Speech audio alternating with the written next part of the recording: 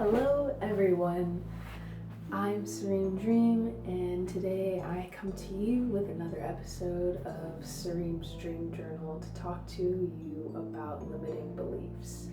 If you don't know me, I am a local artist in New York. I make visual art, I do fashion, I do film, and I make music.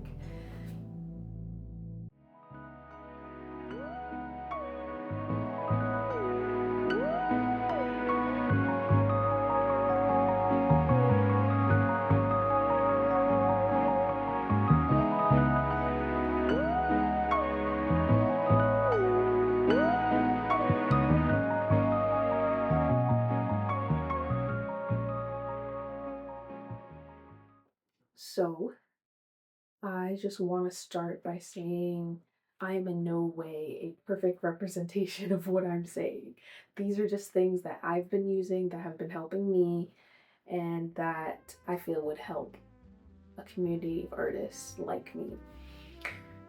So, first things first, I feel like is sitting and being very realistic about the stories that you tell yourself and the goals that you want.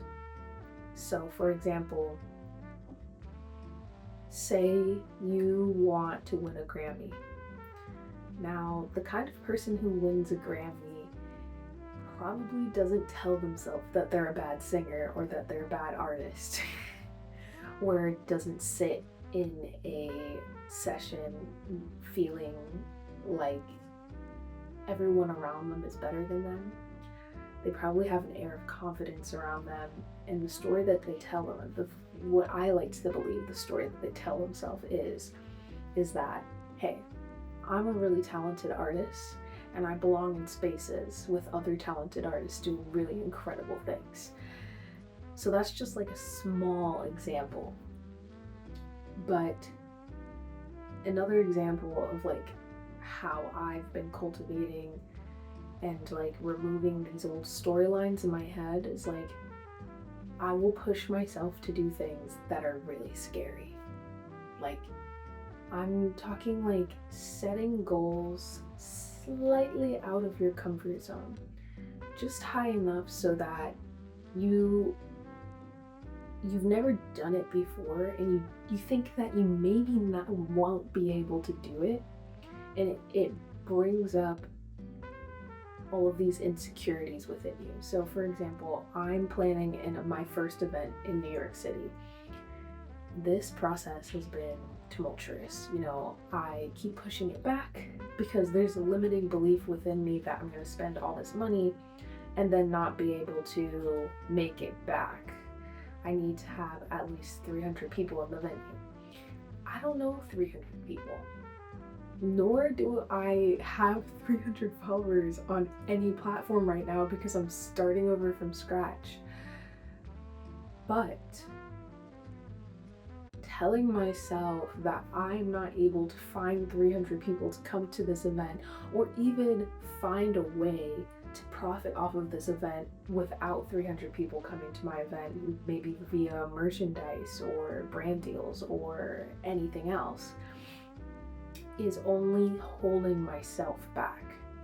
So like even if I don't hit that goal of being able to profit from this first event, even if I try, I'll still end up with an amazing event with a bunch of people who actually care about my art, and I'll finally have a community to work with, because right now I don't have anything. And that's something that I've been struggling with, kind of grappling with, is like, do I push forward and invest all this time and money into this thing when I don't really know, I don't fully believe in my capabilities? I need to tell myself that I am the kind of person that can host an event and market it well enough to bring the influx of people and cash that I need. I don't need to tell myself that I'm the kind of person that gets overwhelmed and quits. It sets things back. And I think it's really important that when you recognize these limiting beliefs in your head, not only do you challenge them, you also back up those challenges with action. So I'm not just going to be like, okay, my limiting belief is that I won't be able to make money from my event, or that not that many people will come to my events. I'm going to choose to believe that a lot of people would be interested in my event, and I can definitely get enough people to come to my event to make a profit. I now have to walk like a person who believes in those things. I can't just say it. I have to email the venues. I have to follow up. I have to negotiate. I have to make the products. I have to make the content and have the branding and the marketing strategy to back up what I believe. And the more that I take steps to challenge my limiting beliefs with action and with the storyline in my head, the more I see the results. Limiting beliefs hold people back in so many ways. I think like the number one way that artists are held back is by their own minds. If you can just master this thing and what it's telling you, you could literally create whatever you want out of life. This is not like a manifestation thing. This is not like a woo-woo, oh yeah, just believe it enough and it'll happen. No, I'm saying if you keep telling yourself you're the kind of person that's quitting smoking, you will forever be the person that's quitting smoking. But if you tell yourself you're not the kind of person who smokes, how would you feel smoking a cigarette? It would feel wrong. I'm just saying that the storylines we tell ourselves dictate our actions, and the storylines we tell ourselves dictate our thoughts. Our thoughts dictate how we live, and how we live dictates the outcome. I'm not saying that's gonna happen overnight. It definitely takes some time. There's like 3 main ways that I have been able to recognize these storylines and challenge them and actually make a difference. One has been mindfulness, as you've probably heard it a million times. I think I got frustrated with how many times I heard it, but meditating every single day. Being able to sit with your feelings and let them pass and see how the thoughts affect your body and your mind and how they roll into one another is just an amazing skill for recognizing the ways that you're holding yourself back. And I think that's the first step. Step 1 is just being aware of what's going on. Step 2 is being able to confront those feelings. So for a long time, I had the fear of failure. I still kind of do. And I would avoid it because it was scary. And I felt like if I accepted it and acknowledged it and really sat with it, I would be succumbing to it. So instead of sitting with it and processing it and then moving through it, I would always ignore it and anxiously do things and try and fix whatever. And it would never work.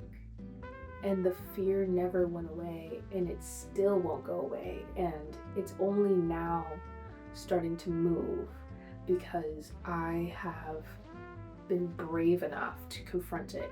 And one way that I've been confronting that fear or that limiting belief that I'm just moving within failure is by journaling. Writing down all the fears that you have and turning them into affirmations that contradict those fears and limiting beliefs is just an amazing tool. It's actually a common CBT therapy tool, and it is, I feel like it's the number one, it's just step number 2. It's 1, you become aware. 2, you confront. You confront all those fears, all those limiting beliefs, all those negative biases, and you say, nah, this is actually what I want to believe. Step 3 is creating an action plan, a set of goals and tiny goals and steps to get to those goals, and actually promising yourself that you're going to do it, because this part takes discipline. It takes discipline in moving from a place of holding space for that old version of you that still is holding on to those beliefs that are holding you back, and also being in this kind of scary, unformed identity space where everything is shifting and you don't really know what's going on. And this is the hardest part, you know? You've sat with your feelings, you've confronted those feelings, and now you actually have to do something about it. And this is a decision that you have to make. This is not popular. This is not a popular belief, but I think this applies to mental health too. I've watched a lot of people who are depressed tell themselves, I am depressed. I am depressed. And that's their belief. And so they feel uncomfortable feeling joy. Their capacity for joy is so small. And it takes it becoming aware of that belief. Because unfortunately, I am depressed is a belief. Yes, I feel sad, I feel depressed is a feeling, but I am a depressed person, that is a belief. And you have to accept that, which is hard. Then you have to confront that, which is also hard. And then you actually have to make an action plan and trust yourself and believe in yourself, even just a tiny bit. Not fully. We're not perfect people. But you need something, just a baby step to move forward in the right direction towards the person that you want to be instead of the person that you are. I'm saying fully accept that version of yourself where you're at, but move towards something that you want and that you would actually feel safe being within. That's all I have for this episode. I know it's kind of a short one, but I hope it was helpful. And I have some further updates of my fashion line on my Instagram. Shameless plug, that's the whole point of this. Follow me at Sarim Dream on all platforms for more. Thank you.